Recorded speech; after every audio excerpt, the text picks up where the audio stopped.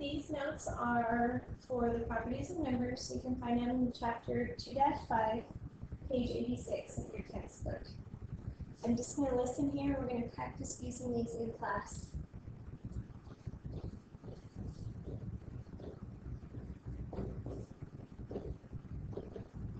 The commutative property of addition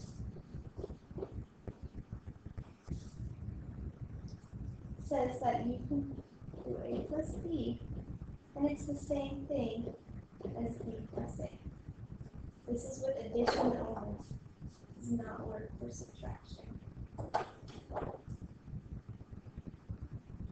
And then the commutative property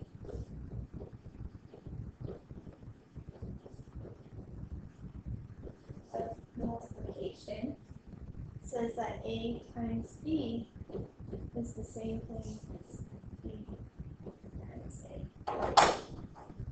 The example here would be 1 plus 2 equals 3, or 3.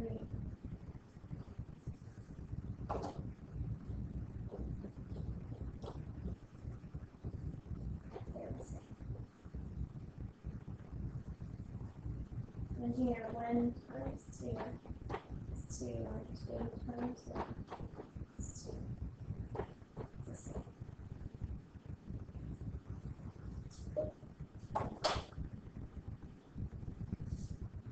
The next one is associative property.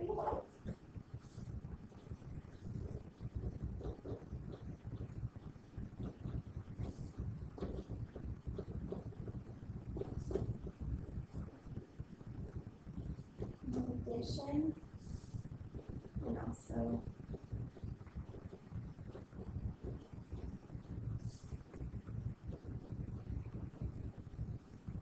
multiplication.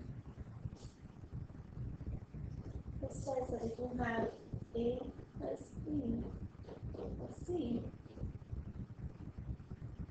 it's the same thing as A plus this.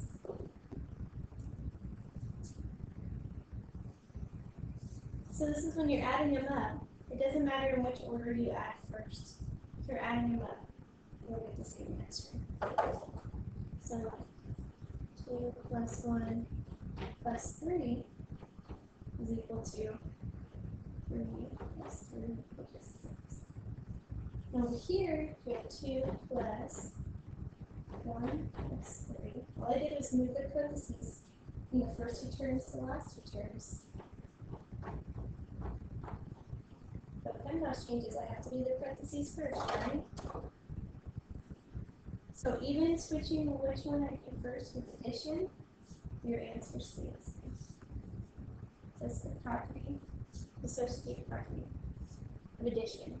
You can do the same thing with multiplication. It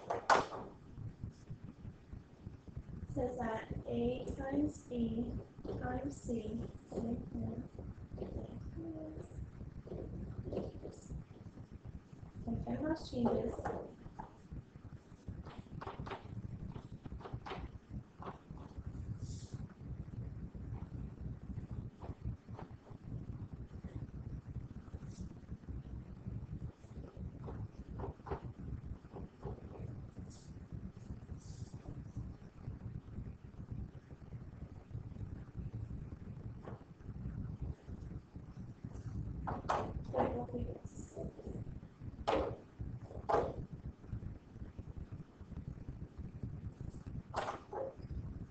The next property will be identities.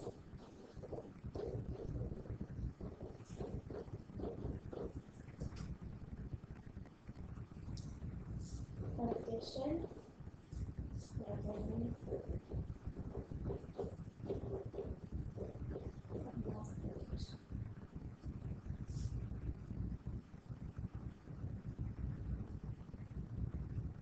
So when you're adding, you do A plus 0.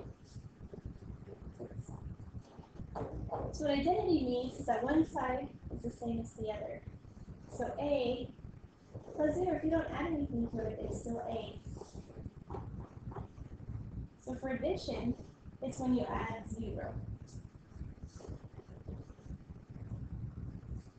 But for multiplication, for this to be times something and equal itself must be times 1.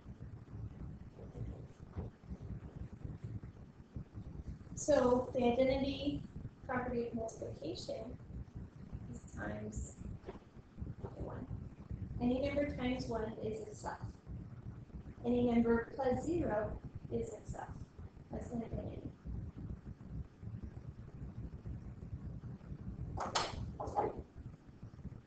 The next are inverse.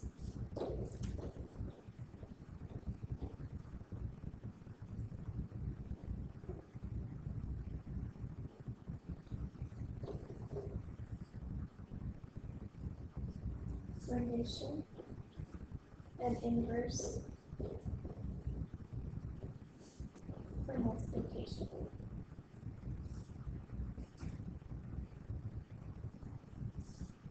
So the inverse of addition is whenever you add the opposite of something, it goes to 0.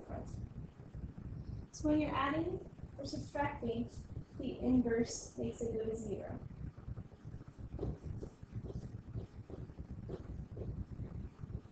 So like 2 and then -2 are inverses of each other, the opposites. 4 and the opposites go to 0. The inverse of multiplication goes to 1. And you're multiplying.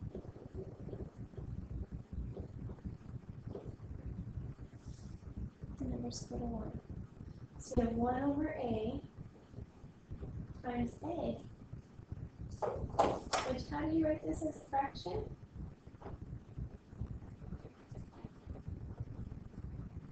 It's a over 1. So what I really have is 1 over a times a over 1. When you multiply fractions, you multiply cross, right? So I have a divided by a.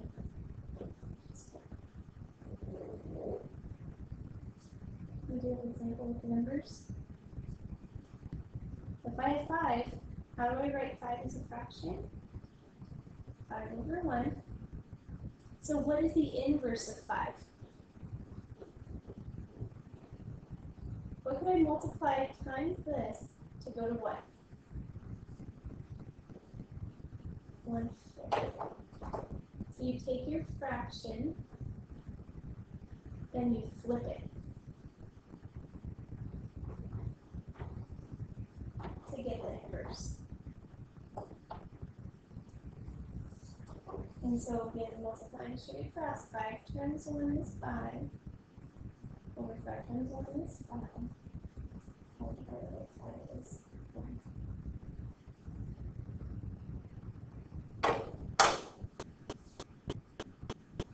The symmetric property.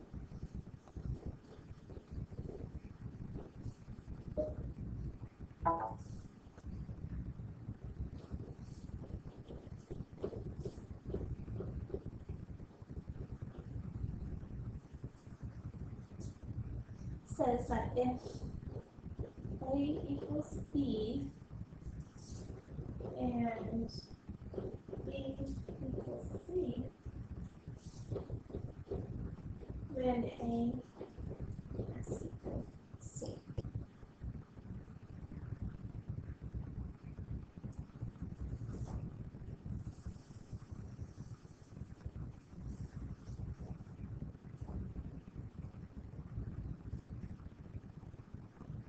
Also, what we're going to use in here is A is equal to B, then B is also A.